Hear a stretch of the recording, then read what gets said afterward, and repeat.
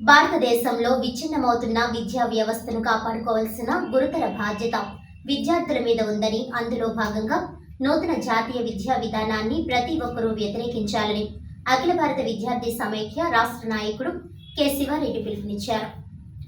బుధవారం ఉదయం స్థానిక అంబళ్ల సూర్యారావు భవన్లో ఏఐఎస్ఎఫ్ తూర్పుగోదావరి జిల్లా 36వ మహాసభ చింతలపూడి సునీల్ అధ్యక్షతన జరిగింది. అంతకు ముందు ఏఐఎస్ఎఫ్ పతాకాన్ని ఏఐవైఎఫ్ మాజీ జిల్లా ప్రధాన కార్యదర్శి తాటిపక్క మధు ఆవిష్కరించారు. ఈ మహాసభకు ముఖ్య అతిథిగా పాల్గొన్న కె శివారెడ్డి మాట్లాడుతూ, దేశ స్వతంత్రంలో పోరాటం చేసిన ఏకైక విద్యార్థి సంఘం ఏఐఎస్ఎఫ్ అని కొనియాడారు. 89 సంవత్సరాల ఆవిర్భావ దినోత్సవ వేడుకలు రాష్ట్రంలో ఘనంగా నిర్వహించామని అన్నారు. విద్యార్థులకు రాజకీయాలు రావడం ద్వారానే ప్రక్షాళన జరుగుతుందని అన్నారు. ఇవాళ దేశంలో స్వేచ్ఛ, సమానత్వం, అందరికీ విద్య, వైద్య, ఉపాధి హక్కులు అందుతున్నాయంటే దేశ చరిత్రలో పోరాటం చేసిన ఏకైక విద్యార్థి సంఘం అఖిల భారత విద్యార్థి సమైక్య ఏఐఎస్ఎఫ్ అన్నారు. పోరాటం అలుపెరగని పోరాటం, ఇంకా విద్యార్థుల పోరాటం చేయడం ద్వారా తమ హక్కులు కాపాడుకోవాలని పిలుపునిచ్చారు. ఆ మేరకు అఖిల భారత విద్యార్థి సమైక్య ఏఐఎస్ఎఫ్ 1936 ఆగస్టు 12న ఉత్తరప్రదేశ్ రాజధాని లక్నో మహానగరంలో బెనారస్ విశ్వవిద్యాలయంలో ఉద్భవించిన దేశ స్వతంత్రం కోసం పోరాటం చేసిన త్యాగాల జెండా ఏఐఎస్ఎఫ్ అని అన్నారు. ప్రధానంగా వైద్య విద్య, సాంకేతిక విద్యలో శాస్త్రీయత లోపించే భావాలను పెంపొందిస్తున్నారని, నూతన జాతీయ విద్యా విధానాన్ని వ్యతిరేకించాలని, సెక్యులర్ స్వేచ్ఛ, సమానం లాంటి అంశాలకు భారత రాజ్యాంగాన్ని కాపాడుకోవాలని అన్నారు. అదేవిధంగా ఇవాళ 117 జీవో రద్దు చేయాలని, అదేవిధంగా యూనివర్సిటీ కేంద్రాలలో విద్యార్థులకు స్వేచ్ఛను ఇవ్వాలని, నిధులు ఇవ్వాలని కోరారు. కేంద్ర ప్రభుత్వం 20%, రాష్ట్ర ప్రభుత్వం 10% నిధులు విద్యారంగానికి కేటాయించాలని, ప్రాథమిక విద్యను కాపాడాలని అన్నారు. విజయనగరంలో జరిగే ఏఐఎస్ఎఫ్ రాష్ట్ర మహాసభలను విజయవంతం చేయాలని పిలుపునిచ్చారు. డ్రగ్స్, మత్తు పదార్థాలు అనే అంశంపై ప్రముఖ విద్యావేత్త టీకే విశ్వేశ్వరరెడ్డి మాట్లాడుతూ, సామ్రాజ్యవాద విష సంస్కృతి పట్ల యువత అప్రమత్తంగా ఉండాలని ఆయన అన్నారు. మత్తుకు అలవాటు పడితే మనిషి అనే భావన తగ్గిపోయి మానవ జీవితం నాశనం అవుతుందని ఆయన హెచ్చరిస్తున్నారు. ఏఐఎస్ఎఫ్ రాష్ట్ర ఉపాధ్యక్షులు ఈ కులాయి స్వామి మాట్లాడుతూ, ఎన్డీఏ ప్రభుత్వం ఎన్నికల్లో విద్యార్థులకు ఇచ్చిన హామీలు అమలు చేయాలని రాష్ట్ర ప్రభుత్వాన్ని కోరారు. యువగలం పాదయాత్రలో నారా లోకేష్, మీ అధికారంలోకి వస్తే ప్రభుత్వ జూనియర్ కళాశాలలో మధ్యాహ్న భోజన పథకం అమలు చేస్తామని, అధికారంలోకి వచ్చి 6 నెలలు గడుస్తున్నప్పటికీ మధ్యాహ్న భోజన పథకాన్ని గాలికి వదిలేశారని మండిపడ్డారు.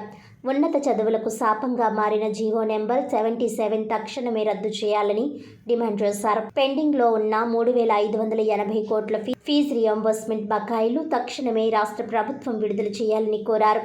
విద్యారంగ సమస్యలపైన విజయనగరంలో ఈ నెల 27, 28, 29, 30 తేదీలలో జరుగుతున్న ఏఐఎస్ఎఫ్ 49వ రాష్ట్ర మహాసభలలో చర్చించి భవిష్యత్ కార్యాచరణకు శ్రీకారం చుడతామని ఈ సందర్భంగా తెలియజేశారు.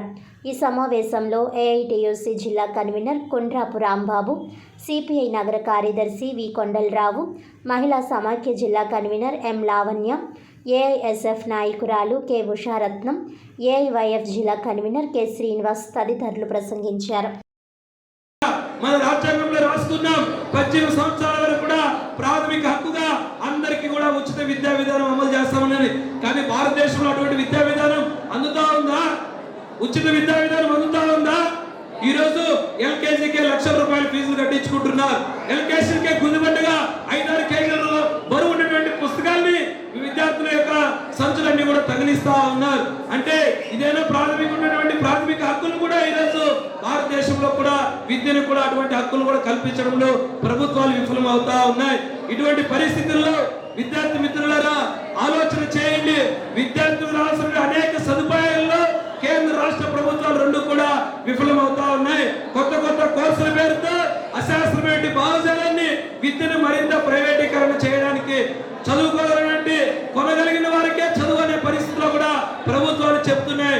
ఈ పరిస్థితుల్లో రాబోయే రోజుల్లో కూడా ఈ గోదావరి జిల్లాలో, ఈ తూర్పు గోదావరి జిల్లాలో విద్యారంగ సమస్యలు ఏమేమి ఉన్నాయి, హాస్టల్లో కానివ్వండి, లేకపోతే ప్రభుత్వ పాఠశాలలో కానీ కింద ఎలిమెంటరీ ఎడ్యుకేషన్ నుంచి పైన యూనివర్సిటీ స్థాయి వరకు కూడా ఎటువంటి ఎడ్యుకేషన్ లో ఎటువంటి సమస్యలు ఉన్నాయో ఈ జిల్లా ఈ రోజు ఎన్నుకోబోయే కమిటీ ఆ సమస్యలన్నీ కూడా గుర్తించి పెద్ద ఎత్తున రాబోయే రోజుల్లో ఆ సమస్యల పరిష్కారం చేయడానికి మనమంతా కూడా భవిష్యత్తు కార్యాచరణ ప్రకటించాలని ఆ పద్ధతిలో తయారు చేయడానికి మీరంతా కూడా సంసిద్ధం కావాలని మీరందరూ కూడా ఈ ప్రభుత్వ విద్యారంగ పరిరక్షణ కోసం చేసే పోరాటంలో మీరందరూ కూడా ప్రత్యక్షంగాను పరోక్షంగాను పాల్గొని ముందుకు వెళ్ళడానికి మీరంతా కూడా ఎక్కడ సమస్య కూడా అక్కడ ఏఐఎస్ఎఫ్ జెండా అండగా ఉండే పరిస్థితిలో కూడా మీకు అందరుగా ఉంటుందని కూడా తెలియజేస్తూ అందు గురించి మీ అందరికీ నేను చెప్పేది ఏంటంటే మీరు ఎవరు కూడా దయించి చదువుకునే టైంలో మీ ప్రేమలో కానీ మత్తులో కానీ డ్రగ్స్ కానీ అలవాటు పడకండి. మీరు జాగ్రత్తగా చదువుకోండి, ఆర్థికంగా స్థిరపడండి, మంచి ఉద్యోగం తెచ్చుకోండి. ఆ తర్వాత మీరు ఎలా తిరిగినా ఏం చేసినా ఎవరు కూడా మిమ్మల్ని అడగరు. కాబట్టి మీ విద్యార్థులందరికీ కూడా నేను చెప్పేది ఒకటే, మీరు ఎవరు కూడా దయించి ఈ డ్రగ్స్ జోలికి కానీ ప్రేమ వ్యవహారాల జోలికి కానీ వెళ్ళకుండా అందరూ కూడా మరి జాగ్రత్తగా చదువుకుని మంచి పేరు ప్రఖ్యాతులు తెచ్చుకుని మన రాజమండ్రికి మంచి పేరు వచ్చేలా ట్రై చేయండి. ఎందుకంటే చాలా నార్త్లో చాలా మంది ఐఏఎస్ ఐపీఎస్ ఈజీగా సెలెక్ట్ అయిపోతారు. మన సౌత్లో ఎవరో సెలెక్ట్ అవ్వడం చాలా తక్కువ. అందులో రాజమండ్రిలో నాకు తెలిసి ఐఏఎస్ ఐపీఎస్ పాస్ అయిన వాళ్ళు ఐఏఎస్ ఐపీఎస్కి సెలెక్ట్ అయిన వాళ్ళు నాకు తెలిసి ఎవరు లేరు. మీరు అలా ఆ టార్గెట్ పెట్టుకుని మనం ఐఏఎస్ అవ్వాలా ఐపీఎస్ అవ్వాలా అని చెప్పి టార్గెట్ పెట్టుకుని ఆ లెవెల్కి రీచ్ అయితే మీరు సొసైటీకి పేరు తీసుకొచ్చిన వాళ్ళందరూ, రాజమండ్రికి పేరు తీసుకొచ్చిన వాళ్ళందరూ, మీ తల్లిదండ్రుల పేరు కూడా ఆల్ ఇండియా లెవెల్లో పలానా వాళ్ళు అబ్బాయి ఇలా ఐఏఎస్ ఐపీఎస్ అని చెప్పి వస్తుంది. కాబట్టి దయించి మీరు ఈ డ్రగ్స్ జోలికి ప్రేమ జోలికి వెళ్ళటం మానేసి బాగా చదువుకుని ఉన్నతమైన స్థానాల్లోకి వెళ్ళాలని చెప్పి మనస్ఫూర్తిగా కోరుకుంటూ